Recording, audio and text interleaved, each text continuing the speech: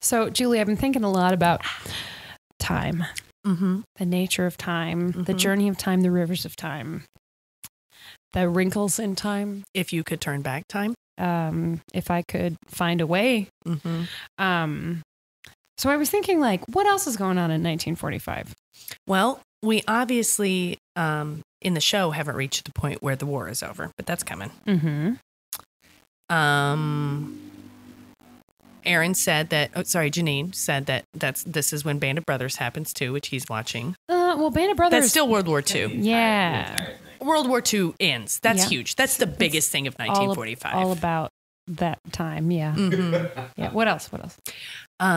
Well, there was a certain city. A certain city. Yeah. That had a certain sports club. Yeah. And what? And what they, sports club? They went somewhere very important in 1945. Someplace worldly, like of the world. Like of the world. Yeah. Like in the world. And it wasn't just once. It was a series of events. It was a worldly series. Mm-hmm. And this ball club went there and then didn't go back. They didn't go back. No, they never got to go back. They've been trying to get back. They've been trying to get back because everybody wants to go to the worldly series. Right. Yes. So they've been trying to get back, occasionally veering off course, but trying desperately to get back.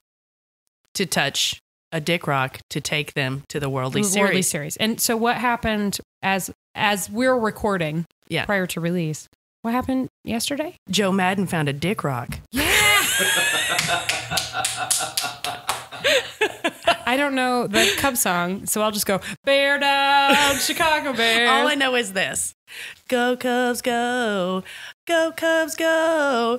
Hey, Chicago, what do you say? Cubs are gonna win today. That's all you know? That seems pretty solid. Quote, all I know. Hey, welcome to Podlander Drunkcast, an Outlander podcast. I am Allison Shoemaker. And I'm Julie Starberg. And this is Janine. Hi. And we are here today to continue our season 1 rewatch, talking about episode 1.8, Both Sides Now. Both sides. Which is both an indicator of what this episode shows and the name of one of my favorite Joni Mitchell songs. Really? Also known as the song that Emma Thompson weeps to silently in Love Actually, otherwise known as the only scene in Love Actually that doesn't involve a small child but is still good. It's pretty good. It's pretty good. Oh, no, you just, the majority of our listenership is female. Raise your hands, folks, if you haven't seen Love Actually. This is a safe thing for me to do. Julie, I know you haven't, but this is a safe thing for me to do at a podcast. I raised my hand. Because even though I can't see you, I guarantee nobody's raising their fucking hands. Everybody's seen that damn movie. I'm watching the scene right now. I'm tearing up. Janine loves this movie. Yeah. No. He has actually said to me, I think I'm just going to go home and watch Love Actually in a month that was not December. That's happened. Anyway, Both Sides Now, to give or take and still somehow. Also, I want you to know something. What? The deer from the credits called me. What? And he asked us to quit trying to contact him. Because he has too many things going on right now. Okay, all right. Well, and he just doesn't have time. God, that would have been such a good interview. Yeah, he appreciates our fandom and wanted to know if we wanted to sign Glossy. Okay, well, we do. But he told us to, quit Facebook stalking him. Okay.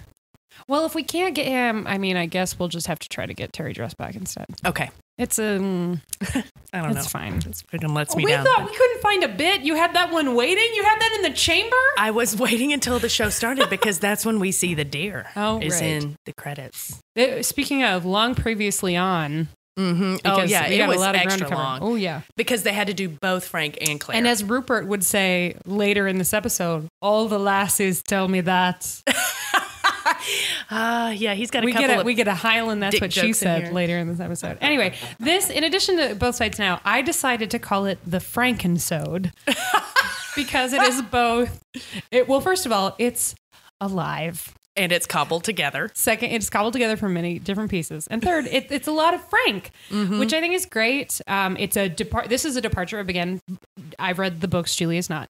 It's a departure from the books because we just don't see or hear shit from Frank in all the in-betweensies. And I know that we'll get to this at the end, but the Ronald Moore section at the end when he talks about the episode was enlightening. Great. I didn't watch it because Julie and I watched separately this week. We've learned a couple of things. One, we really like watching together because it's fun. Two, that usually involves a hangover. So, so we didn't watch together this week. Although, don't worry, we probably will at first. So we start in a police station. Well, first, the weird flashy thing is a map. Yeah, and I looked at the map and it said Shire on it. And I was like, wait a minute. And I had to stop for a second. I was like, did I accidentally start fucking Lord of the Rings? And then I looked over and saw Inverness, and I was like, oh. Yeah. Oh, is Shire really There's also a a Scottish thing? Besket. There's a Besket. A Besket, just sitting on the map. And a coffee cup, which is presumably filled with whiskey. Because that's one of the first things we see happen. We're in this police station, and some copper, some blue shirt. Fuzz. He's walking into work and he's all like, "Hey Doris, how you doing?" Yeah, and then there's the asshole smug butt cop who's on the phone like, "Yes, how long has she been missing? We'll come to your house." I'm like, that's the guy that everybody gets on 911 too. Yep, totally. Although, you know what, usually when you hear a tape of a 911 call, it's a woman. That's true. And she's very compassionate, but no nonsense. Right. This guy was obviously rolling his eyes back in his head, and it's like, you suck. Yeah, he's the worst. But he does have, he's the worst except for one thing. He has something in his drawer. He's got a special drawer. He's got a special drawer, which has a bottle of Scotch whiskey in it. And the cop is all like, ooh, time for me to do some covert police work. And then he completely non-subtly, like inside his jacket, kind of pours it into a coffee cup. And it's hilarious. And then he just walks over like he's drinking coffee, and he sits down across from Frank. Mr. Randall, who the smug butt cop said, he's back again. So we know he's been coming into the cops a lot to check on Claire's And the guy's case. like, today's the day. Today I put my big Scottish drunk foot down. Then I got to go back to writing speeding tickets for horses. And shutting down illegal haggis operations. Yeah. And oh God, there's no fun way to make a cop joke these days. So it's pretty rough.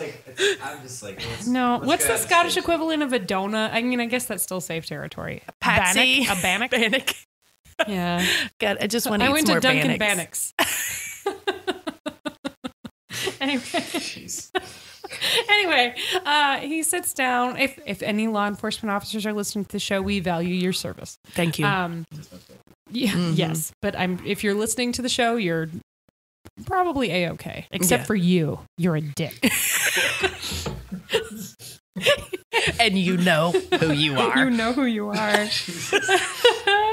Oh God, sorry. So anyway, he sits down, and Frank is very serious. And he's got sick burn after sick burn in this thing. Frank is ready. He has had it. He is stone cold. He has had it up to here with the likes of the ineptitude of this Scottish police department. My favorite of his many sick burns, and they're not fun in the way when you get to season 2, folks who are watching with us for the first time, and you meet Fergus, you'll understand what we mean by sick burn, because Fergus and Murtagh are the kings of the sick burn in season 2. However, Frank's got some good ones in here, except for they're totally joyless. He takes no pleasure in the art of the burn because he's so sad. But I especially I don't know, the cop's like, I don't know what you want from me. And then he takes his coffee and drinks it. And Frank's like, well, you could do your job. That's a thing you could do. That's a thing. That's what I would want. Then later, he's like, I understand you're disappointed, Mr. Randall. And he says, oh no, see, disappointed implies that I had a level of expectation that was not met. And no, you've completely fulfilled my expectations. My level of expectation was very low, and you have met that. And it's like, oh, wow. It's kind of like grandma shade a little bit. Yeah. It's like, I'm disappointed. Yep. I'm disappointed. And then the cop stands up and yells at a poor grieving dude, and he just generally sucks. And he goes back to nursing that coffee. He's like, your wife fucking left you, you insufferable British prick. So get out of my cop shop so I can drink more whiskey. Get out. And Frank Frank loses it. He is not having it. Mm-hmm. And the dude gets a little freaked. It's like, sip that coffee, bitch. It's because so Scottish. That's so Scottish. You know what he sees? Because Frank loses it for just a second. And this is the first time in this episode, and we see it a couple of times in this episode, where you get to see a little bit of the beige in the eyes. Yep. Just a little bit of black rage and anger. Just a little bit. Just a shade of it. Because Tobias Menzies is very good and can just dollop it on there like cinnamon on top of a latte. Just like boop, boop. And so you can see just a little bit of it, and it's enough to scare the shit out of that drunk ass cop. I think his Golden Globe nomination was for the first season. Mm-hmm. And if I'm right, and I'm pretty sure I am, if I'm right, I guarantee this was the episode that put him over the top. Oh, for sure. That he's not great throughout. I've written it like 5 times in my notes so about good. how good he is. He's really, really good. He's in this just episode. incredible. He's a really, really good actor. Who knew? Everybody should just watch everything he ever does because he's really good. Tobias Menzies. Thanks, Janine. Shut up, Janine. So then we go. But he did one shout out. He had a great tie on. Just want to throw that out there. Frank's always a natty dresser. It was like shades of blue Cubert. For those of you who get what that means you're over 32 years old. I'm over 32 and I don't know what that means. Oh man, maybe I shot too low there. Cubert is a video game that was a 3D square thing. Yes. And so his tie has this weird reflective thing, and it's like navy and light blue, and it's all like boop, boop, boop, boop. But it's like kind of severe, but also very, it's weird. It's like perfect for it's Terry Dressbach. It's perfect for that scene. Oh my God. Are you looking up Cubert right now? I am. I had the Cubert quilt. R.I.P. Cubert quilt. You just died, and I loved you so much. Goodbye. Sorry. And we're back from Julie's mourning her bedding. Man, that quilt lived in my house for 20 years. Hey, so speaking of things that were knit, God, Claire's got a good rap in that first scene of hers. Yes, because then we jumped. So then we were back in Scotland. That incredible, the incredible like navy blue scarf blanket thing. Yeah. Yes, I wrote about that and how gorgeous it is. Speaking of gorgeous, she's sitting next to that fine hunk of haggis that she's got there. That Cornish game cock. I don't know what to call him. Because God, what I'm saying is that he's a very attractive He looks very hot, and she looks very hot. Because bangs, he's got bangs. I thought of you know what? He's got good hair in this scene. Yeah. He's got not goofy hair, good and they're hair. like in the mist, so it's all wet. It is. Everybody's a little bit moist, including me. And they're on this beautiful overlook, and there's this great Scotland porn, and they're both kind of cuddled in their own Scottish woolens. And they're having like just a chat. Serious hand sex while they're having this chat. They're giving each other great hand jobs. Like this. It's like this. Anyway. And by hand jobs, we mean literally they're like massaging each other's hands and stroking each other's hands. Yeah. It's hand sex. Jamie's like, he says, I know that you know a lot more about men than I, and I'm like, I'm not saying you're a hurr. Yeah, basically he goes, listen, I don't want to call you a slut, but you know a lot more about boning than I do. So I have a question. Is this normal, what we have? Is this normal that every time I touch you and blah, blah, blah, you know how it is. And Claire like tries to be. She means she really likes it, by the way. Translating for those listening at home. Blah, she means blah, she really blah, likes it. Niceties, bullshit, whatever. She loves it. And then she's like, she takes a moment and she actually thinks about it for a second. I'm like, Claire, come on. Well, first she says, it can be like this. It's often like this between a man and a woman. And he's like, oh, okay. Well, that's disappointing. I really thought I was taking it there. And then she just sort of trails off and then goes, no. No, it's not usual. And you can see in his face, he's like, then why do you look so sad about it? Like, what? Mm-hmm. Oh, it's because she's still married, bro. It's because she's still married to a guy that she still loves. And now she's fallen in love with you, and it's hard. And then they're totally about to do some picnic fucking. Yes. Which I didn't know was a thing. Das Pickenicken. Pickanickin? Oh, that's the title. They're Don't about- look that up. Do not look that up on your computer. Okay. It is a German porn. Oh God, I thought you were. No, it's like a German's cat porn. God, that's like Julie. Jesus. God, that's like telling someone not to look down. Like, Just don't do it, man. So they're about to get pickanickin. I can't believe I got to use that joke. I love you, Susie Suarez. I know you don't listen to my show, but So they're about to push aside the cheese and the probably moldy flatbread and fuck. get to the sausage. When all of a sudden an arrow goes. Like 10 feet from their heads. It took me like 15 seconds to get that joke, Julie. Nice job. And the arrow lands like 10 feet from their heads, but in front of them so they can see it. And it's like this, oh, what the? And Jamie's like, stay here, don't move. And then he goes over and he looks at the arrow and then he licks it, sniffs it, throws it in the air. And he's like, I know whose arrow this is. I think in reality, He just looks notices at the, there's something he looks tied at the to fletches. the end. He looks at the, and he's like, oh, ha-ha. I know whose arrow this is. He burned some sage over it. And then This he is a threw ritual some spell. stones over it and danced around it 3 times. He took looked some to the burn sky.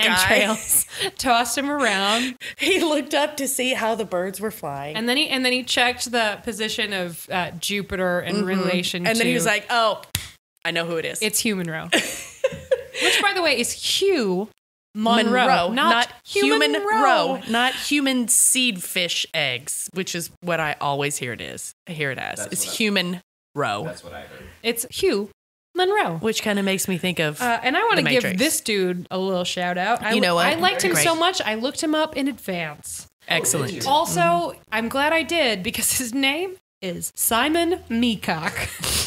It could be Mia Cock. It could be Meacock. I think we talked about him in season 2. It could be Meacock. Mia Cock. Meacock. Simon Mia Cock. I think we talked Mia about him in Coke? season 2. Oh, Mia not Coke. Mia Coke's not. I bet it's I I bet it's something more like macaque. Oh man, I just looked up his character picture though. We talked about him in season 2 because he He's shows got a up very real- briefly. yeah. Oh, He plays a yeah. big part in one episode in season Yeah, 2. but he is a man that underwent some torture and had his tongue cut out in a previous Oh, yeah, I war, remember- I right? remember that. But he's friends with Jamie, and he's got something to say to Jamie. Yeah. Well, not to say. Well, which is To again sign. to give this guy some praise that doesn't involve making filthy jokes about his last name. Macaque. He's just really good. You totally believe. Like, there's no sense. Sometimes you watch someone play a character who's in any way differently abled, and you're just like, oh, this is fucking showboating. Mm-hmm. And then you watch someone like Marlee Matlin, who's actually differently abled, and you could tell, oh, well, this is real. They did the right thing, and they hired a differently able person to play a part, whatever. I'm not going to get on that particular soapbox, but in this case, this is an actor who, I mean, I guess I've never seen him in anything else. He might actually not be able to speak, but his IMDb page is real long. Sorry, hiccups already. Jesus, we've been doing this for 10 minutes. So he obviously has worked before. And what I found really interesting great. about his portrayal is that obviously he had been able to speak and then had his tongue cut out and cannot speak anymore. But the way that he tries to get his point across or to speak, you can tell he's still talking. In his mind, Yeah. he is still talking. He can still hear the sounds that he should be making. And he makes sounds. But it's very guttural, but he's also taken kind of a rudimentary sign thing happening that Jamie understands from him. But the way that you can tell that in his mind, he still hears the sounds that he's making, which is really interesting and cool. And one of the thing I appreciated about it is even more than the moments when he's trying to communicate. I particularly noticed it when Jamie is sort of telling Claire his tragic backstory. Is he doesn't look in any way uncomfortable. He doesn't look embarrassed by the story. He doesn't look angry. He doesn't look ashamed. It's already happened. It's just sort of, he's just looking at her clearly, and I just thought it was a really, really solid I was impressed by scene. that moment as Yeah. well. He also And he's got real pretty eyes. he does have beautiful eyes. Mr. Meacock. Macaque. He didn't know that Jamie was married. Jamie introduces Claire as his wife. Hugh. I was about to say human. Hugh is so excited that he says that they all have to, signs that they all need to have a drink. And I have a gift. I have a wedding gift. And he reaches into his what did the Scottishman call the little bag? It's a sporran. I saw one in the flesh today. That's a bad way to talk about a kilt. I saw a sporran in person today. A kilt-clad gentleman, complete with the frilly socks and the whole whatever, wandered into Provisions, and he had a sporran, but he used a backpack. Is it the guy that was at Social a couple of weeks ago? There are like 4 dudes who wander around in kilts in our neighborhood. I was just gonna say it's physical weird. Like you shouldn't say in flashback. Yeah. Yes. Yeah. Oh, snaps. Yeah. No. So in person. Anyway. He reaches into a sporran and pulls out this dirty little rag and then unwraps it. Dun. Guess what it is, you guys? It's a dragonfly in amber. It's his tongue. Oh, Janine, you just broke Julie. And it's so funny that you said that because he pulls it out and shows it to her, and it is this enormous chunk of amber. And I'm looking at it, and I'm like, shit, Hugh, sell that shit and buy yourself a new tongue. In a way. Somebody can sew that shit on. Oh, man. I'm pretty sure that's not how it works. You might sound like this. But I know that's rough. I'm sorry. It's horrible. Oh, boy. Oh, but also, so anyway. But it also shows that this character doesn't care about...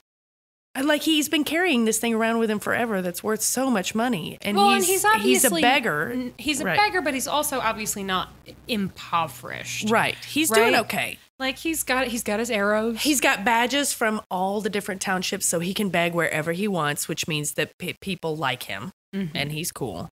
But it's also like, dude, seriously, that's a lot of money right there. Well, all right, here you go, Claire. Here's a dragonfly in amber that's going to come back and bite me in the ass at the end of the season. Yeah, but mostly just as a title, right? We don't actually see the actual dragonfly in amber yet, do we? No, it's just when she says it as a line. Over and over and over again. And we were just like, kill me, Billy.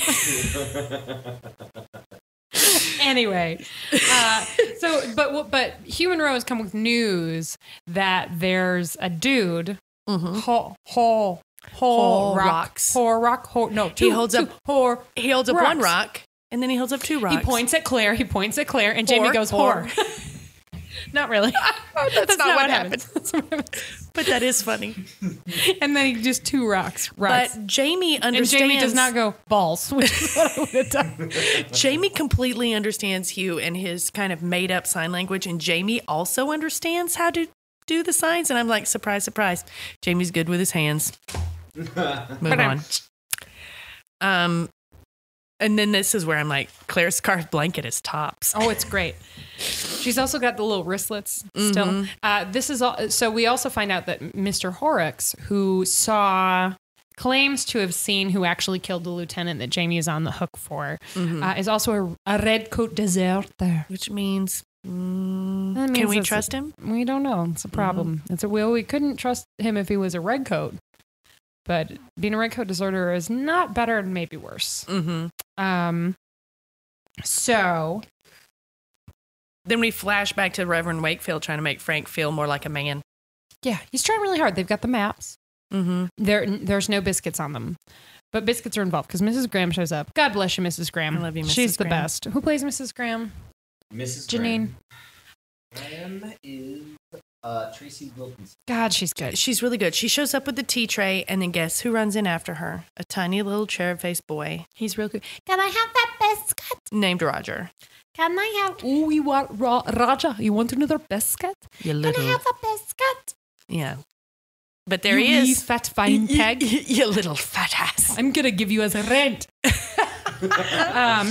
And then Mrs. Graham starts handing out teacups, and she tries to hand Frank some tea, and he says, I think I need something stronger. What he needed was a fucking teacup full of whiskey, so he should really call that, please. He should just hang out. So he goes into town, and Frank goes to a bar and gets, we should also say that the Reverend's current working theory is that Claire fell into a river and got washed 20 miles down and then didn't know how to find her way back. So she found a cave she could hole up in and live off of fish and frogs. This is Reverend Wakefield trying to make Frank feel better. Reverend Wakefield at this point is not ready to say she left you for another man. Yeah. He's like, this is something that could have happened. Fish and frogs for 7 weeks. And he's like, she's a strong woman. She would have called it a military training. Yeah. Survival skills. So after hearing this bullshit, Frank's got to go get a drink. We should also mention, because I think we skipped over this, that in the police station, they have a poster of Claire with a photo on it with a reward. And next to it, they have another poster with a police sketch of fucking Sam Heughan. Like, so we've all seen the moment where Frank sees the Highlander, the mysterious Highlander. It's from behind. Mostly, and then he does turn around. But goddamn, that's the best police sketch artist in the world. Because here's what Frank was capable of saying. He was really tall. He had red hair. I think he might have had a nose. And I just sensed that he was fiendishly hot. I can't and believe the guy was how like, hot he was. Hold on. I've got it. Hold on. This is what it looks like. This is what it... Well, because we all know that Sam Heughan is the definition of the perfect man. That's right. Yeah. So that's basically what Frank's like, just draw the perfect man with red hair. If you could just try to just make me feel as insecure as possible, that would be great. Just do that, and then put him in a kilt with the little slouchy clip hat here. And you know what they had on the slouchy hat on the brooch? What? They had, I noticed this in the wanted poster, they had circled the brooch like 5 times, so they were on the lookout for the Je suis prêt brooch. Oh. So that's interesting. But so... Yeah, they brought in a bunch of handsome Highlanders, and they were like, no, this is all Cookie Monsters.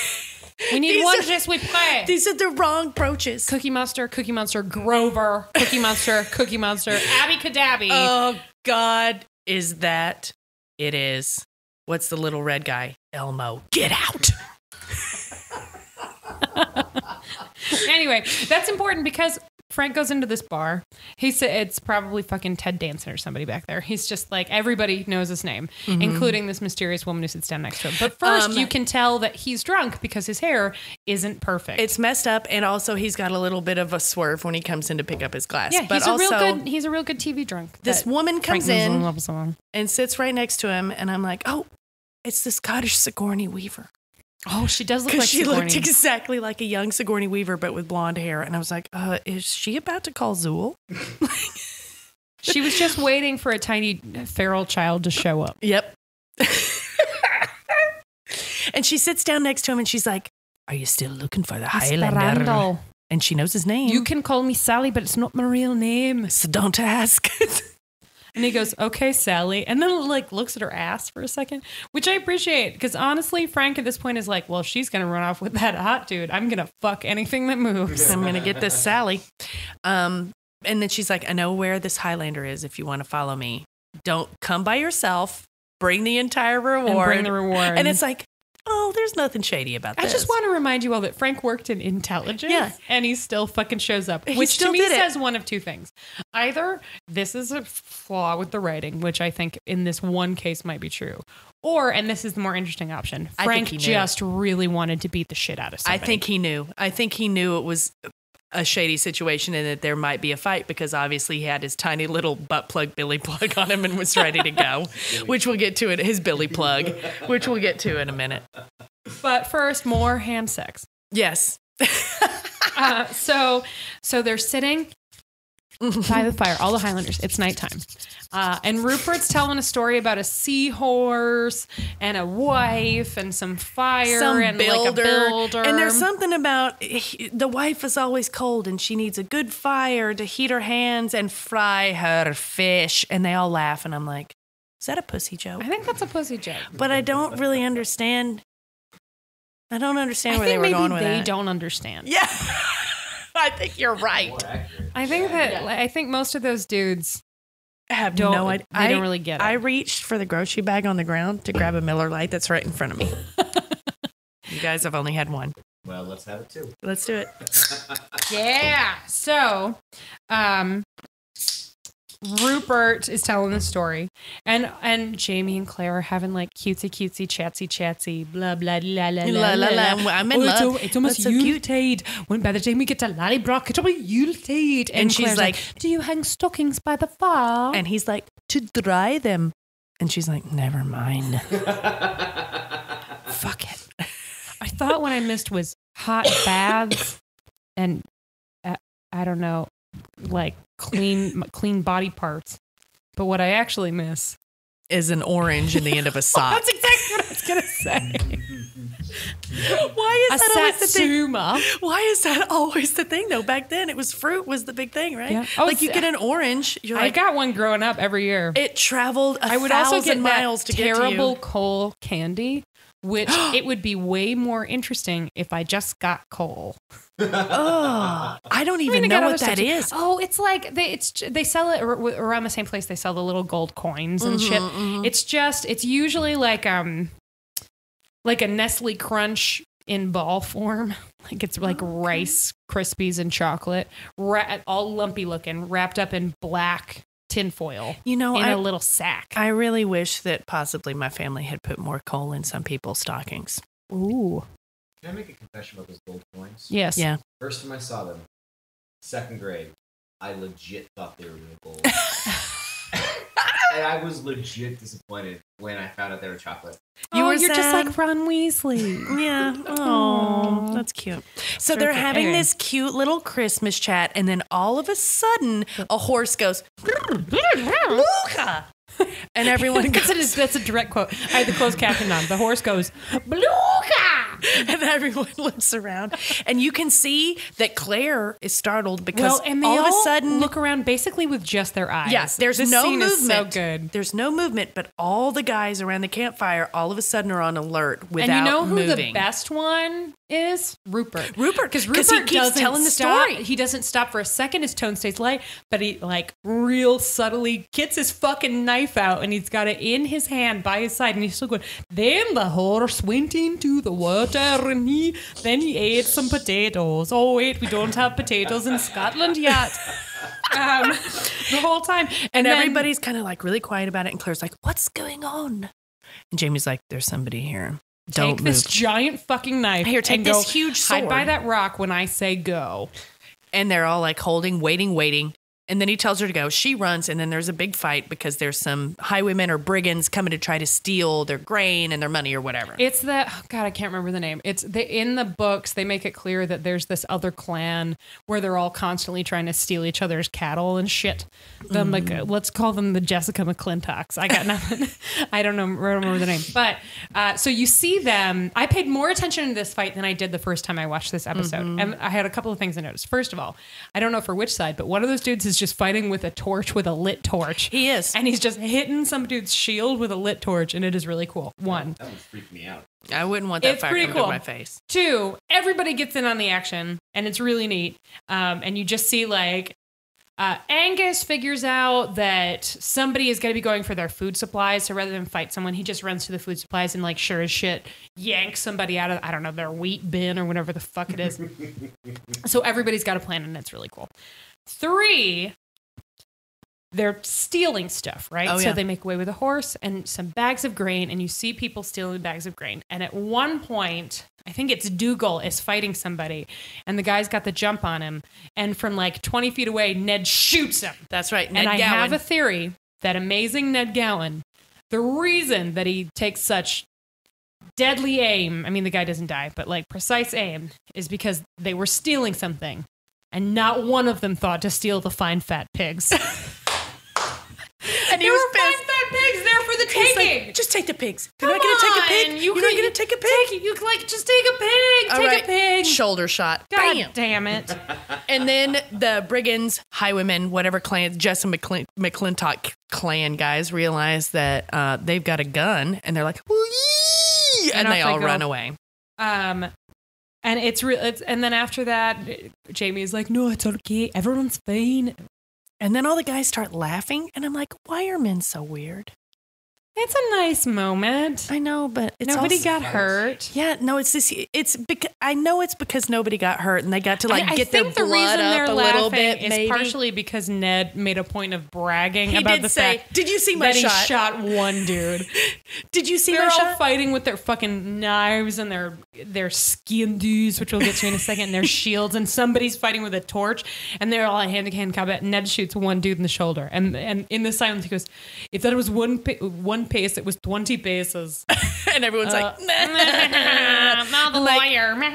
Guys are weird. Yeah. Back in the future. Mm-hmm. We're back to Frank. Frank's got his police butt plug. His stick. Billy plug. His Billy plug. But he hasn't pulled it out yet because he's walking down the street in the rain. It is raining. Round dreidel. It did look like a round dreidel, though, yo. A dreidel that doesn't spin. You try to spin it, it just goes Dreidel, dreidel. You don't do a fucking thing. So he's walking down some street in the town. Sally. He meets Sally, and it is raining balls. It's not like misty, pretty Scottish evening. It's actually a downpour. It's like Chicago rain. And chubby rain.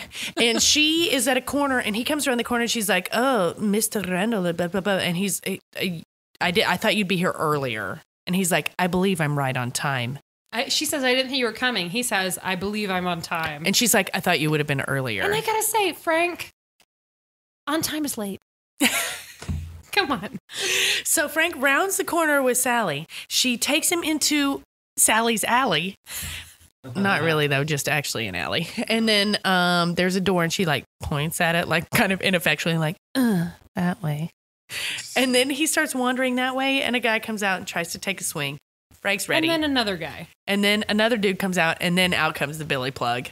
And Frank is ready for this fight. He obviously is angry and sad about Claire and needs to let some aggression go. Mm-hmm. And then there's also the beach in his family tree that enjoys a little bit of making people suffer.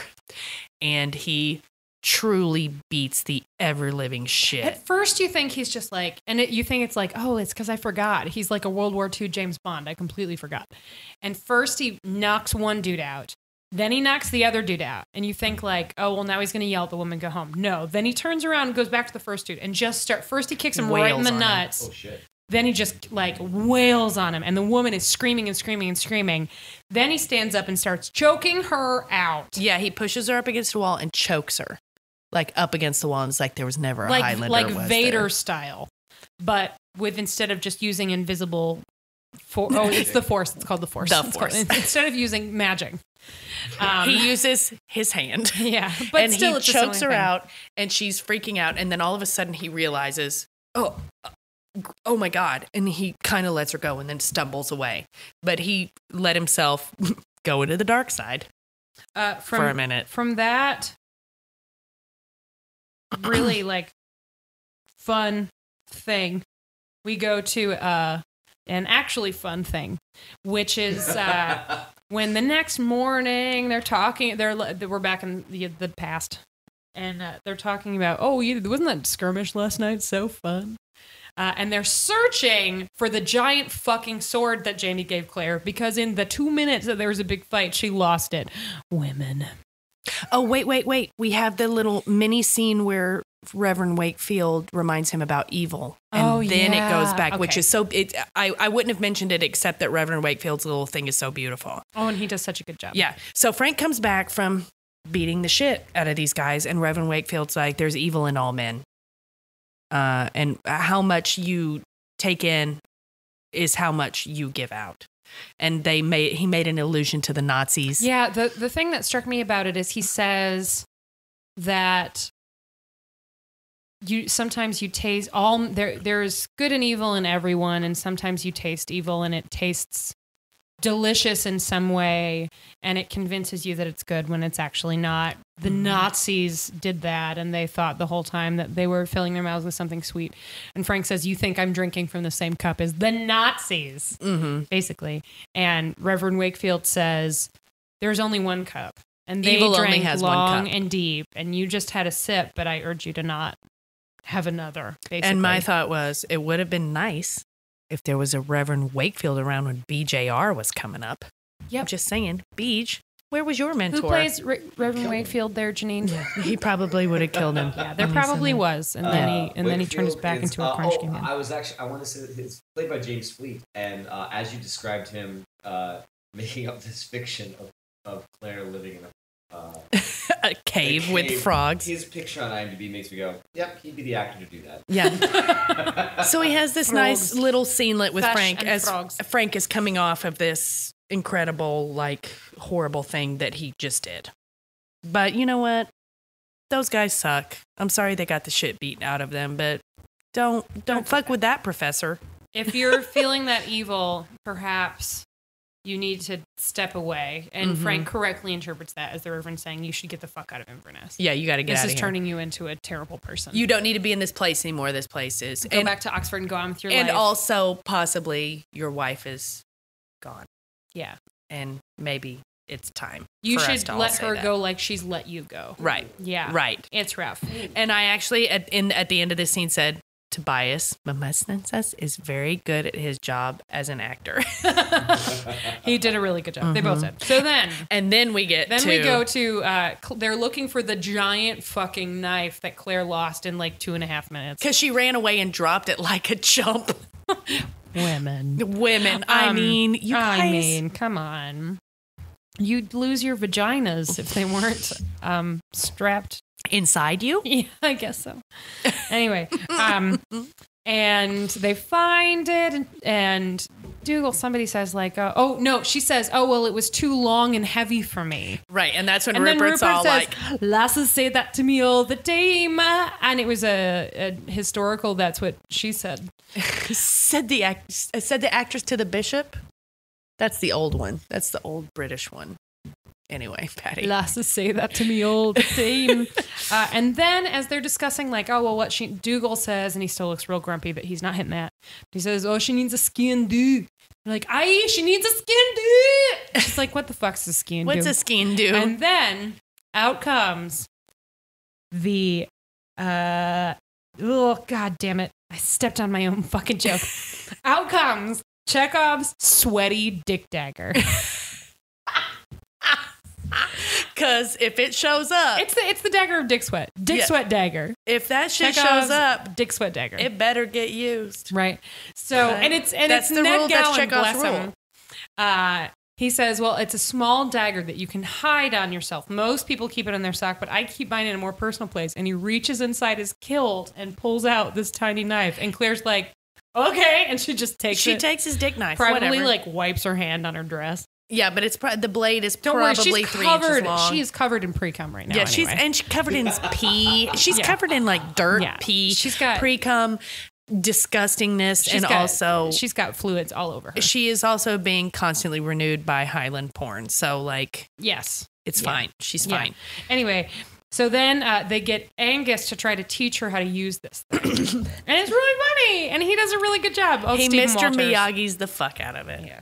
He's teaching her how to use a short blade knife in close combat. So like if somebody comes up on you, You have to go underhand unless you've got the drop. height on them, basically. When you're aiming, here's where you aim in the chest. Here's where you aim in the back. They use Willie at one point, and that poor kid, he's having the worst road trip of his life. It is pretty bad.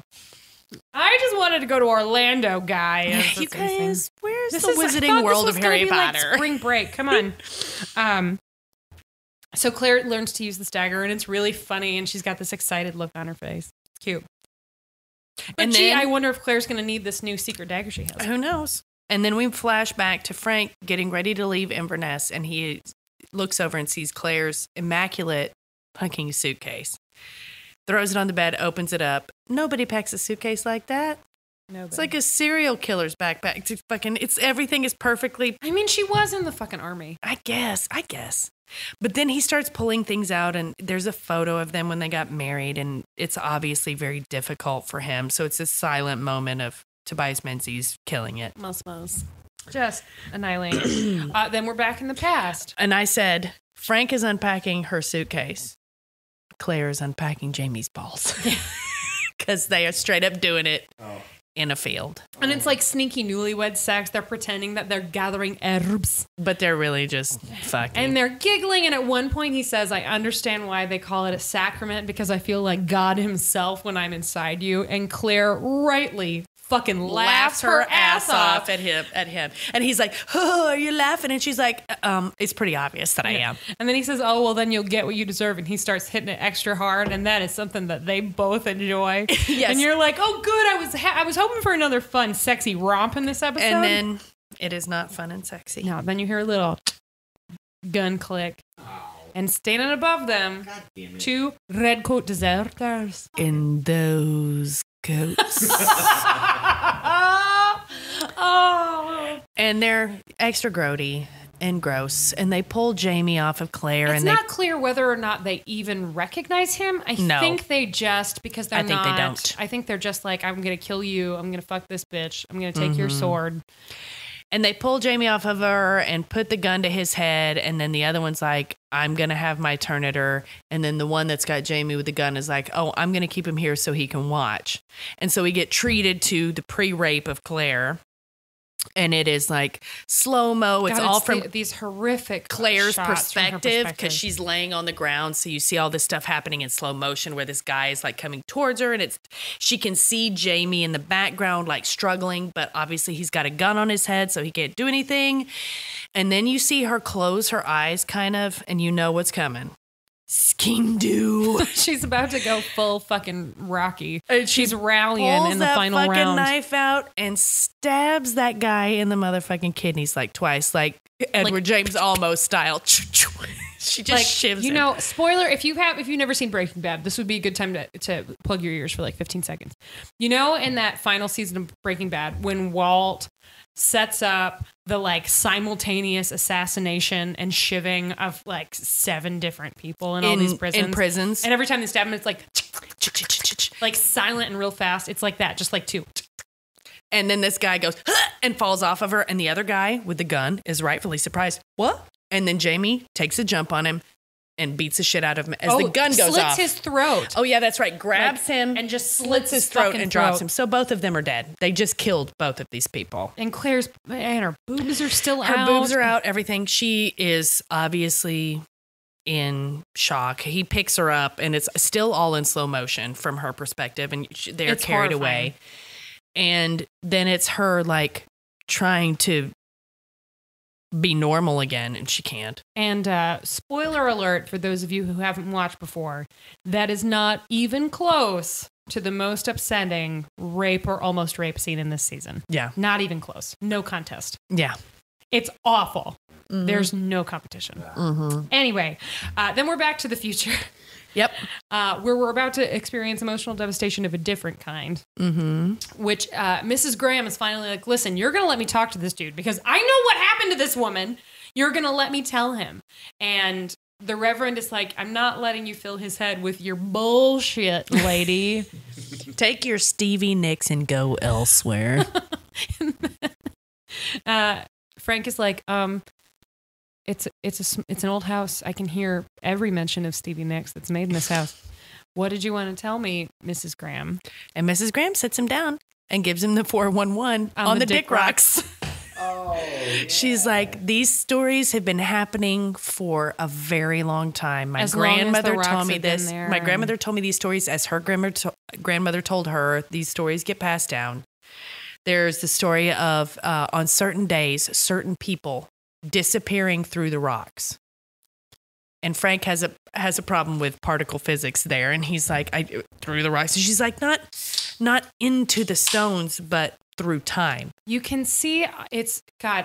It's going to be obnoxious how frequently we're saying this, but it's another scene where Tobias does such a good fucking job because you can't actually tell what he's thinking. Sometimes it looks like he wants to believe her. So sometimes he seems like he believes her. Sometimes it seems like he wants to believe her. And then sometimes he seems angry. He's going to punch her in the face. Sometimes really sad. Sometimes a little bit grateful. It's like, but it's all and his face doesn't move. I know, it's all so subtle, and it's all right here. It's all in his eyes. And maybe a little bit in his jaw because he is a jaw actor. Right. He's a jactor. He's a jactor. He's got a little jaw going on here. But it's really focused in his eyes and it's so clear. It's very clear. But she also says sometimes they come back. And when she tries to make that point over and over again. Listen, I'm going back to Oxford today. And she says, did you not hear me? Sometimes they come back. And he says, I heard you. I just do not share your beliefs. Which is so kind. Because he keeps himself from actually lashing out at her. I just do not happen to share your beliefs. And you can see, and at one point she says, even if it costs me my position, I have to tell you this. But then you get and this relationship comes through a little more clearly in the books. But you can tell, even though he's really angry that she's told Frank this, Reverend Wakefield, the second that Frank says that, reaches out and pats her on the shoulder and is really compassionate. And like, obviously she's not going to lose her job. But it's just all three of them, I think, are great in that scene. But I just thought about this. Reverend Wakefield at one point is like, poppycock and superstition or something about it. And I'm like, you believe in virgin birth?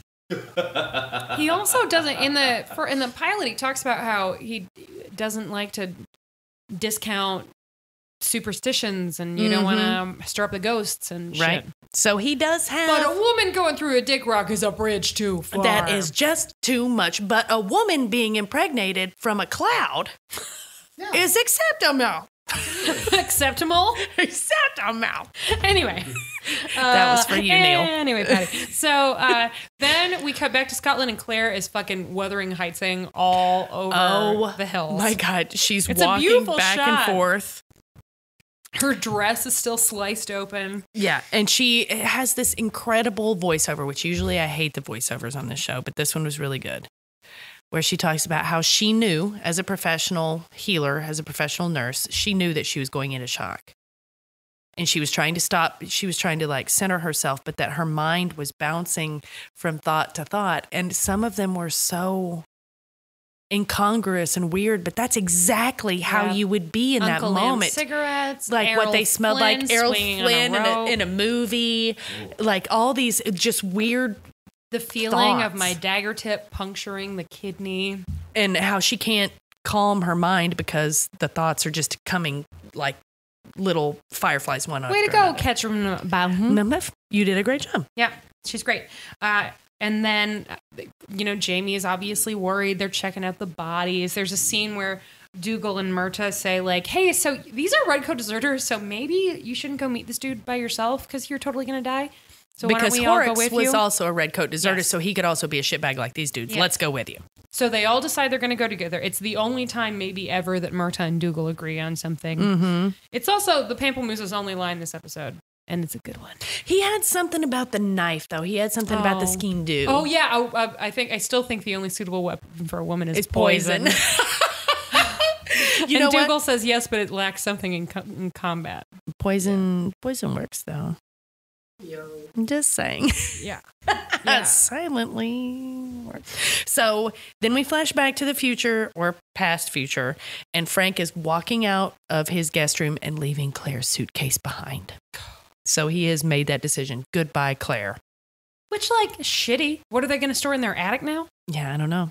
Or Mrs. Graham is going to get a sweet-ass new pair of brown leather gloves because that shit was on point. Yeah, those were some great gloves. Mm-hmm. And then we flash back, and everybody is going to try to leave Claire in the woods with Willie. Like, you stay here. Little Willie won't go home. You can't put Willie down. Willie's got a pooped. Sorry, that's coming up. So they're going to leave her there with Willie. And Jamie's like, you promise me that you'll stay here. And she looks at him and she says, I promise.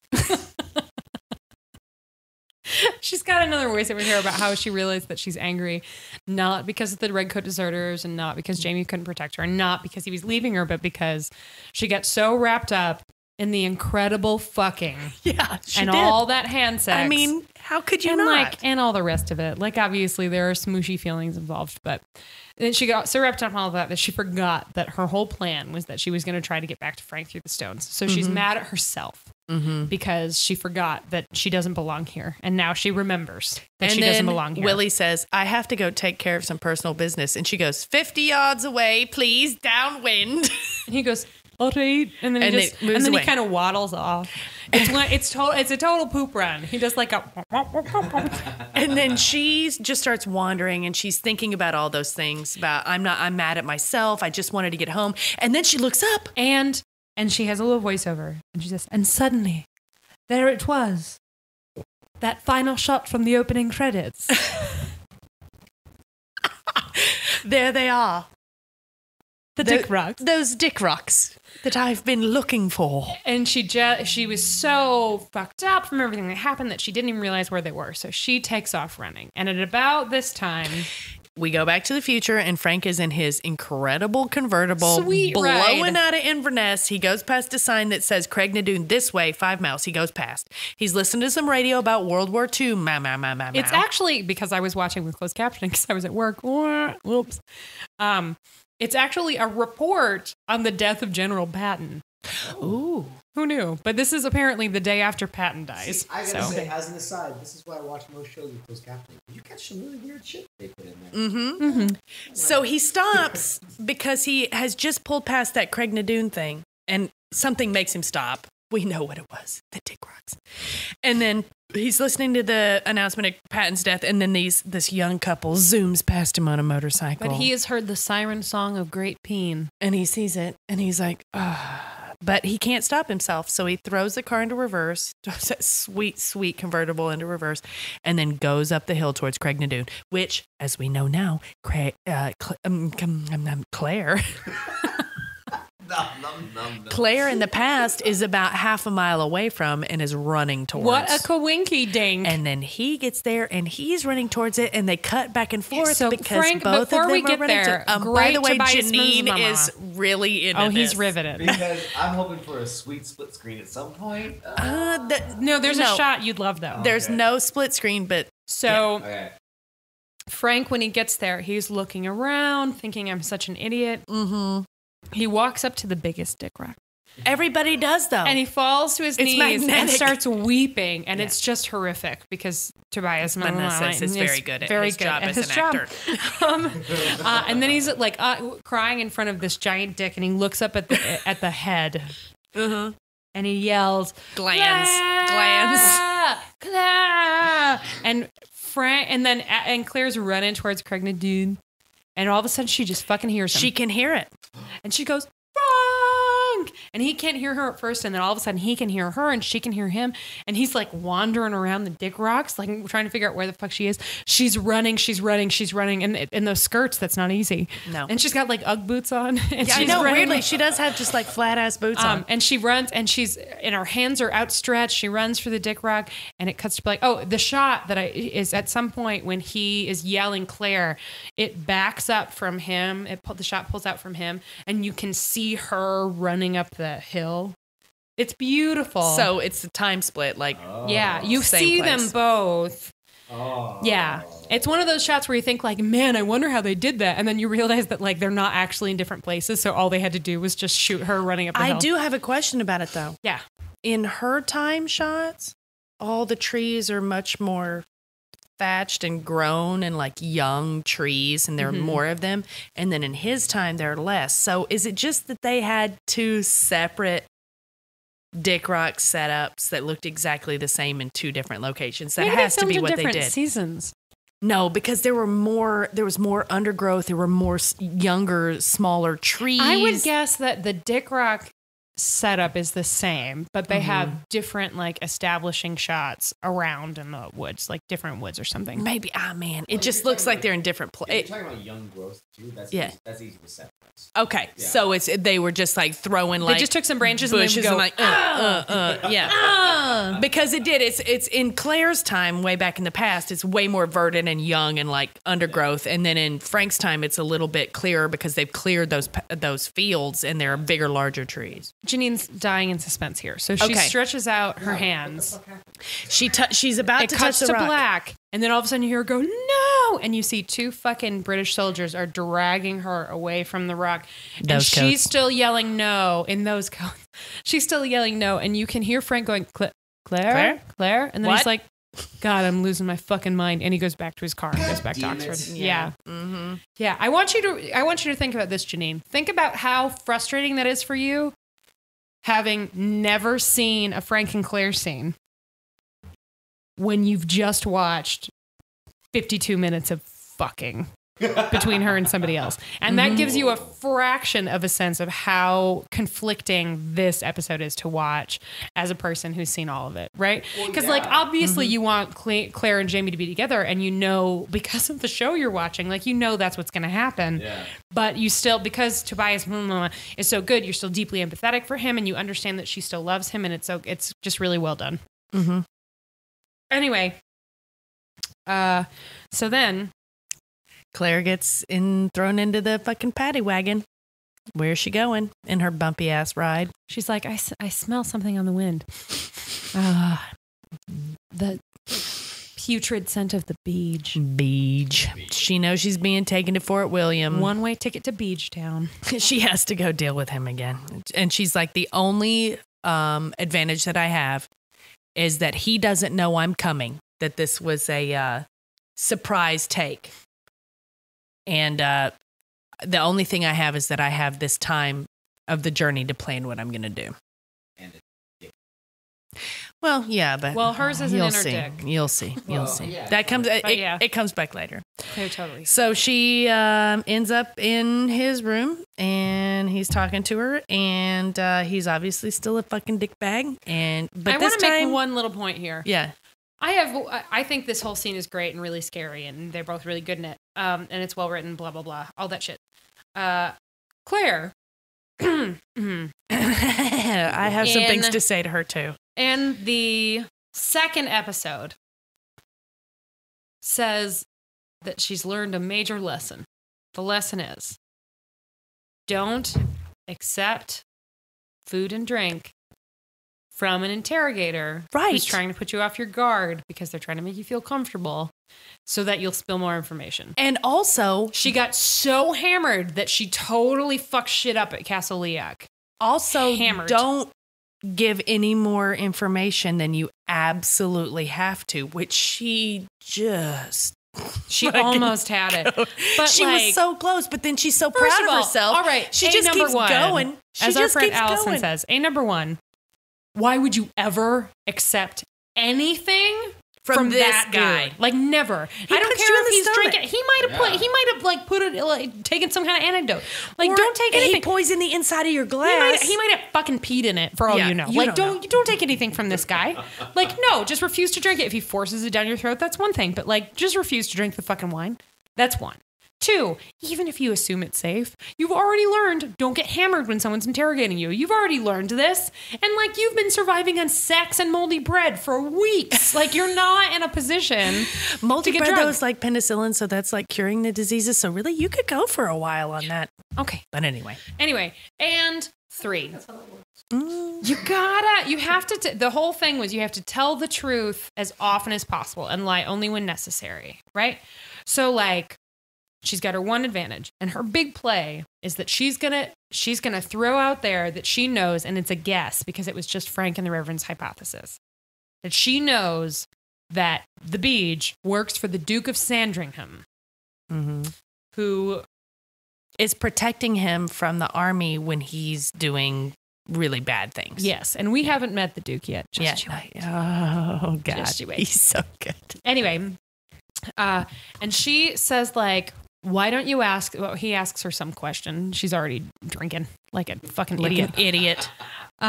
She says, why don't you ask the Duke of Sandringham? And he immediately spit takes all over his cravat. Yeah. She goes, oh, dear me.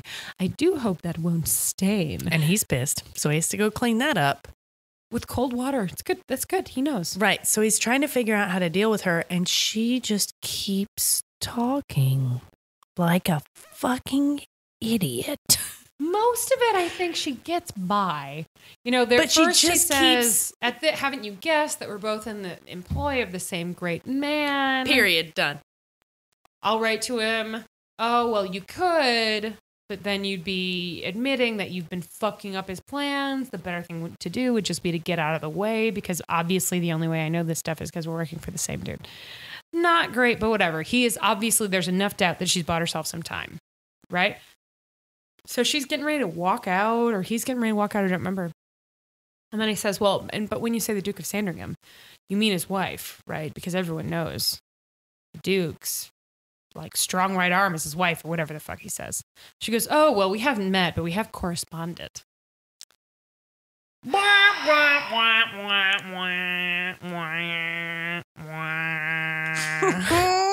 And he's like, oh, but the Duke of Sandringham never married. And then bam, Slug gets closes real the violent. door. Well, no, she tries to run away. She realizes her problem, and she's got the door over there, and she tries to go for it. But then there's young Sweeney Todd in there, the shaver boy, and he stops her way, and then she gets pulled back in, and he's got rope in his drawer because, of course, he does. What kind of gentleman keeps rope in his drawer? And then he ties her wrists behind her back and forces her into a corner, and then realizes, is this when he sees it? No. He pushes her up against the wall, and then he's got his knife. And he's going up her laces on the front of her dress. And every time he says something, he'll cut a lace. A waste of perfectly good laces. He could reuse those. Yeah, you could. And he's I mean, like, he must go through boot laces. and cutting them all the way up. And then it flies open and her boobs come out. And it's like, great. There are her boobs again. Fantastic. And then he grabs her and throws her over a table and throws her skirts up over her back and then sees that she's got a skein-doo in her belt. No, shoe. Shoe. It's in her sorry, sock. boot. Boot is what I meant. Not I'm a under little her drunk. balls. Yes, in her boot. And he's like, ooh, kitty bites or whatever. He says some shit about having sharp claws. He pulls it out and puts it to her fucking throat, puts her own knife. No, to her nipple. Oh, shit. To her nipple. Is it sharp? And then he's got it right on her nipple and he's about to put his dick in her and then He's either about to put his dick in her or slice her fucking nipple off. one or the other. Whoa. Probably at the same time, both. God, there's a joke Jesus. I really would love to make about slicing a nipple off that I can't make for reasons I can't go into. But those of you who there are people listening right now who know exactly what fucking joke I was about to make just because they understand the reference without me having to name it. And I hope that you guys are enjoying the joke you're hearing inside your head because I can't fucking say it right now. I'm laughing. Because of Julie. You know what I mean? Nope. Even better. Janine's just laughing because nipple slicing. It's his thing. It's what he likes. You know what I love? A bowl of vanilla ice cream, a night at home with the cats, and a good nipple slicing. Different strokes. Well, I'm gonna watch Westworld. Maybe that'll happen. Yeah, that's very possible. Yeah. Need some wiring underneath. Anyway, so he's about to slice her nipple off when, bam, Window opens, shutters fly open. Guess who it is, Janine? in the window of a tower. His tongue. Oh, human roast tongue Hilarious. is there. Just Holding in a the giant window. piece of amber. Just in the window, just a tongue. No, it's Julie, what are they called? The knee thigh thing that Neil The likes? fuse. So our patron saint of fuse. Jamie Fraser, With holding a gun. Big ass shotgun. And he says, "I'll thank you to be taking your hands off my wife." Oh yeah. And I forgot about this from my first time, but then it shoots back to Beej about to anally, I don't know, butt sex rape Claire. And he sees him and he's like, good God. And he laughs. And I love that moment so much. It's so weird. Because it's just like, no, it's Black Jack Randall just being like, I can't believe it. You know what he's I thinking? can't In his head, believe here's you. exactly what he's thinking. I'm going to translate into a modern context. Mm-hmm. Here, this is what goes on in the Beej's head. He looks at him, he goes, "My God, weebles wobble, but they don't fall down. Ugh. Weebles wobble, but they don't fall down." All right.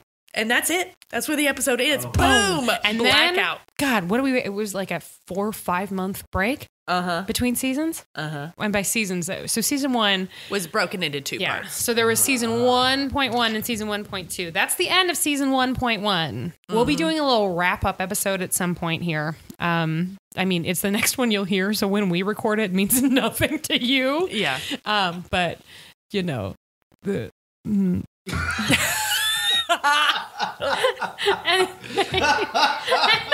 Anyway, Patty. It's the best. Yeah, I will say this. It's a great ending, I think. In the afterwards, like specials on Outlander thing, Ronald Moore talked about how different this was than the books and how the character of Frank in the books is not as strong as the character that they have created in the show because Tobias Menzies is incredible. And he said, we basically made this episode to mess with the book fans Oh, did he really? Yeah. He was like, we knew that people who were fans of the book were going to be like, what? Why is this happening? What? When they were both running towards the rocks, like that entire sequence was made to mess with fans of the books. And I'm kind of like, Ronald Moore. Respect. Gangster. I see you, man. All right. Adaptive choice gangster. Yeah. Mhm. Yeah. So that's it. And then there was a long wait. The wait for those of you who are watching for the first time will not be quite as long. Those of you who watched it the first time around will remember that long wait. And those of you who've been reading the books the whole time will be like, you fucking lame ass wimps. I've waited years for the next one. God. But God, it's a great ending. I remember thinking like, oh, holy shit. It's a really good episode. Yeah, and I that very much last enjoyed shot is really thrilling, but the whole episode is terrific. Mm-hmm. Yeah. So, scales. Let's start with ye old costumes. All right. So on a scale... Well, I couldn't say Ken Burns baseball now because that's the drink one, but I've got baseball in the brain, so I was going to be like on a scale. I guess the costumes are great in Ken Burns baseball. Anyway, on a scale of, let's see, spent a lot of time on the road. So let's go the road to Mad Max Fury Road. Okay. Where does this fall? Well, the costumes aren't as good as they were in Fury Road. No, those are some So amazing that's like costumes. that's the high level. They are better than they were in The Road because... And they're pretty great in general because we got all those great Frank era costumes. Knitwear. And don't forget Frank's the Kubert tie. The Kubert tie. Like, yeah, I'm going to go higher. I'm going to go, what's another traveling movie that's, oh my God, The Trip to Bountiful. Oh, okay. All right. That's good. I'm going to go with the Green Mile. Ooh. Which is there's a mile. It's a road. They travel that road. I've got when Tom they Hanks walk on the brain. down it to the chair. There's a yep. But that's got period specific things, and then some of it's pretty heightened. It feels heightened anyway because they're not all wearing and official costumes. Yeah. Anyway, all right. So next will be the Bone Matrix. Ooh. All right. So that sounds like a wonderful movie. Oh, I would watch the shit out of that. Come on. Oh, well, there's got to be a porn of the Matrix called the Bone Matrix. There's just... If not, excuse me, California, I've got a great idea for you. There's got to be a porn of the Matrix, but it's got to be a pun on the Matrix. Listeners, fans, what is the name of that film? The Vajatrix? Yeah. Why don't you just Twitter that shit to us? What's the name of that movie? What's the name of that movie? Porn Matrix us. Excel. All right, so let's go. Speaking of the Matrix, one of my least favorite sex scenes in all of cinema is in whatever the fuck the name of the Matrix sequel is. The second one. Reloaded or whatever. Matrix Reload. It's whatever bullshit. There's a really bad sex scene in there where Keanu and Carrie-Anne Moss are fucking while there's a rave. Yeah, there is. God, that's a bad sex scene. Yeah, anyway, so we'll go Not Matrix memorable. 2. Fully Loaded. That's not what it's called, but that's what I'm calling it. That should be the porn name, though. Yeah. Oh God. Well, what's a computer movie with a good sex scene in it? This is not it. No. Lawnmower Man is where my head went. Oh my God. Wow. Lawnmower Man? That is a deep pull, bitch. Sorry. We'll go with I saw that shit in the theater. Oh, damn. And I'm sorry I did. That was 2 hours of my life. I can remember. What about I don't know. Weird science. There's no sex in that. Well, but it is all about sex Yeah. because Kelly LeBrock is everywhere. Right. Okay, let's do With that. her underboob. Yes. Oh, Yeah, man. which is hot. Great underboob. Let's say there was some good boning in here, but then there was also terrible rape boning. And actually there wasn't Rape boning, was but there was just also a- the sexual threat. Like, and then the hand sex. Don't forget the hand sex. yeah. Children of a Lesser God. Oh wow. I'm sorry, everyone. Well, you made your choice. I'm sorry, and I'm Okay. not sorry. Yeah. There's no way I can top that, so I'm not going to try to. Last, how often you can get up to get a beer? Never. No, I would never. This one this one, actually, may I recommend? Oh, please. To everyone. If you like wine, just have a bottle with you and your friends, whatever. You don't have to drink the whole bottle. What are you, a lush? But you can. But you can, whatever, no judgment. Oh, come on. You're going to think you're not going to drink the whole bottle. But And then you totally will. will. But you should just have it there. If you'd like a first-hand account of the damage that just kind of decision can reap, just go ahead and listen to, what was it, like episode 3 of this season? 3. It was either episode 2 or 3. Yeah. Ugh. Or Dudelander. Or Dudelander yeah. Part 2. Dudelander Part 2. Yeah, but we're not hungover, and that wasn't wine. No. The hangover is what I'm talking about. It was being drunk. Oh, yeah, you're right. Hangover. You're right, Yeah, anyway. But yeah, I actually watched it today with it wasn't a full bottle of wine because I already had some of it and saved it for later, but it was probably about a half a bottle of wine. And I didn't leave the room. I didn't leave once. Yeah, but it was isn't a that really good also episode. because they were playing D&D in the kitchen? They were playing D&D in the kitchen, but I mean, if I needed to get up and do something, I could. It wasn't like I was interrupting anything. I just thought that this was an extra good episode. This probably... we haven't given a scale yet. Oh, yeah, but Julie determined that she didn't need a scale. Yeah, it's just ridiculously good. It's a very good episode. It probably might be in my top 3 episodes of season 1, part 1. Oh, season 1. Well, in my season 1, part 1, absolutely. Yeah. I'm not sure it would be in my top 3 episodes For season ever. 1 total, but in the first half, if I was to rank 8 to 1, this one would be in the top 3. I would do the wedding, the gathering, and this one would be my top 3. Yeah, it's a really good episode. It's so great. I'm saying, and it's probably top 10 from this series as a whole so far. I'm saying, for my scale about drinkability, you're not going to want to get up. We've already used speed 1,000,000 times. Yeah, but it's a classic. It's a classic. Yes, Oh, please. Last Mohicans. Last Mohicans. Oh God, I would get up all the time during Last Mohicans. Last Mohicans. He's running so much. Yeah, but there's so many long stretches where it's like about the politics of What about What about, hey, this is appropriate. What about Back to the Future? I wouldn't get up during Back to the Future. No, I wouldn't. No, and it's appropriate because of how many times we said back in the future. Yeah, and also appropriate because Biff Tannen and a certain baseball club and a certain worldly series. Yeah, let's not jinx it. Whatevs. Either the Biff Tannen part or the baseball part. Fuck the Biff Tannen part. This episode is airing after that thing. I know. That's fine. I know. That's fine. But we're not going to jinx it. We're not jinxing anything. We're using other words. We're using code. Worldly. Anyway. Worldly series. The worldly series. Thank you so much for listening. We, as always, have to flip back to the partner notebook where we include the list of people who are currently donors, even though there we go. These wonderful people include Amanda Newton, Beth Locke, Friday Payton, Jen Lander, Drunklin. Makes me laugh every That's time. awesome. And Kathleen Moniz, as well as our other patrons who are giving at lower levels. Thank you so much, including brand new patron Molly Mullen. Thank you.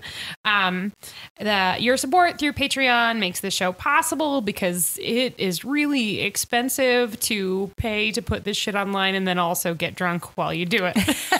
So thank you very, very much. As always, you can follow us on Twitter at PodlanderCast, on Facebook at facebook.com/PodlanderCast. Or, I don't know, by showing up in Rogers Park one day. We talk about the bars we go to often enough that you could probably bump into us at random. We're there.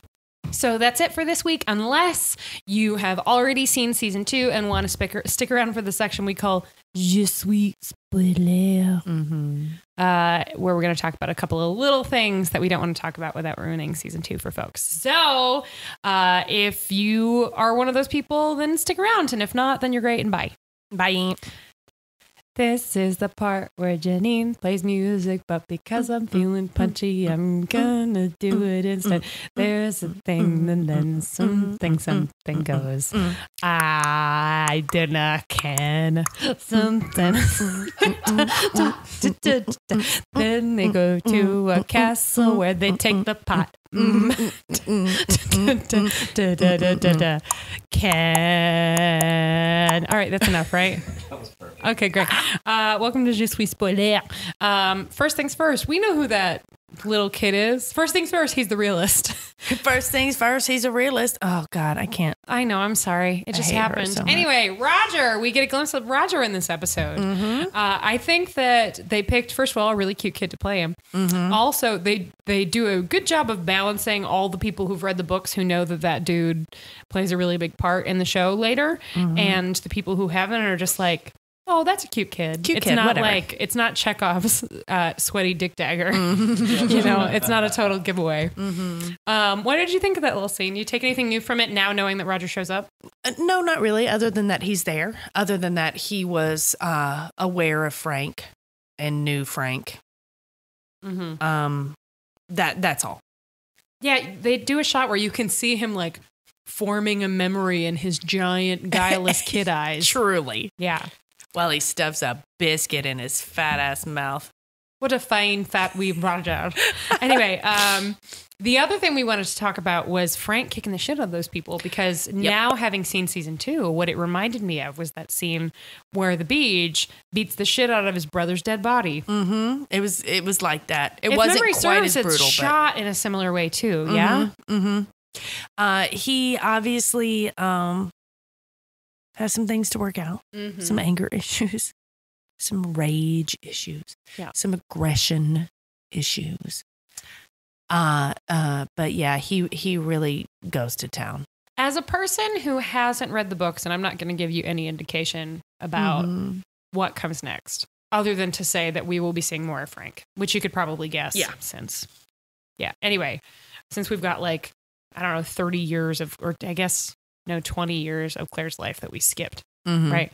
Do you anticipate seeing more of that from Frank or not? I anticipate that Frank is always at a slight remove after what happened with Claire. I anticipate that he is happy to have her back and loves her, but that he is always maybe a little bit on guard, and that maybe that translates into some withholding.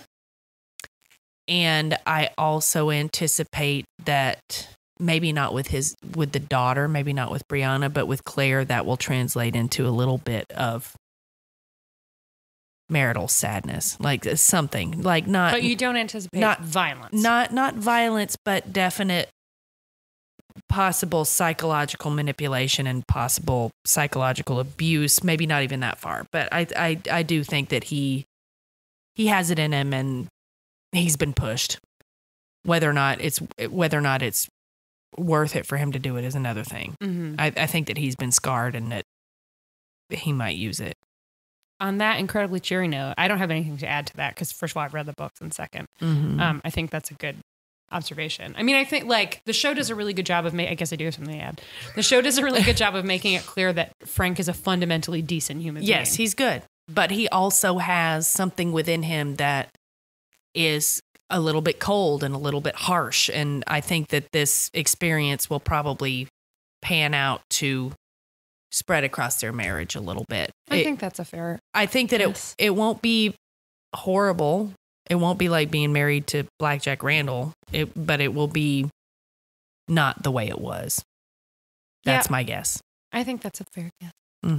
All right. Well, that's it for now. If you are a person who has seen season 2 and you have questions specifically about the first half of season 1 and you want us to talk about them, let us know and we can cover them in a future segment of Je suis spoiler. All right. Bye. Bye.